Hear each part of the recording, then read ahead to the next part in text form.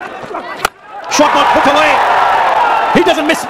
বাংলাদেশ বনাম জিম্বাবুয়ে টি-20 সিরিজের দ্বিতীয় ম্যাচে টস হেরে আগে ব্যাট করতে নেমে নির্ধারিত ২০ ওভারে ৭ উইকেট হারিয়ে ১৩৮ রান সংগ্রহ করে জিম্বাবুয়ে। দলের হয়ে সর্বোচ্চ ৪৫ রান করেছেন জোনাথন কাম্বেল। জবাবে খেলতে নেমে ১৮ ওভার ৩ বলে ৪ উইকেট হারিয়ে জয়ের বন্দরে পৌঁছে যায় বাংলাদেশ। দলের হয়ে সর্বোচ্চ অপরাজিত ৩৭ রান সংগ্রহ করেন তাওহিদ হৃদয়। ১৩৯ রানের লক্ষ্যে বাংলাদেশের শুরুটা দারুণ হয়েছিল।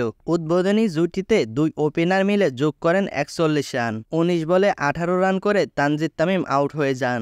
আরেক ওপেনার লিটন দাস করেন ২৩ রান। তিনি নেমে শান্ত ইনিংস বড় করতে পারেননি। তিনি করেছেন ১৫ বলে ১৬ রান। পাসে নেমে ব্যর্থ জাকের আলী একটি ছক্কা মারলেও বেশিক্ষণ উইকেটে থাকতে পারেননি। ১২ বলে করেছেন ১৩ রান। ১০০-র আগেই ৪ উইকেট হারায় বাংলাদেশ দল। পঞ্চম উইকেটে জুটিতে আবারও ঘুরে দাঁড়ায় বাংলাদেশ। তাওহিদ হৃদয়ের সঙ্গে দুরন্ত ব্যাটিং করেন মাহমুদুল্লাহ রিয়াদ। দুজনেরই অপরাজিত থেকে ম্যাচ জিতে মাঠ ছেড়েছেন। তাওহিদ হৃদয় করেছেন ৩৭ রান আর মাহমুদুল্লাহর ব্যাট থেকে এসেছে ২৬ রান।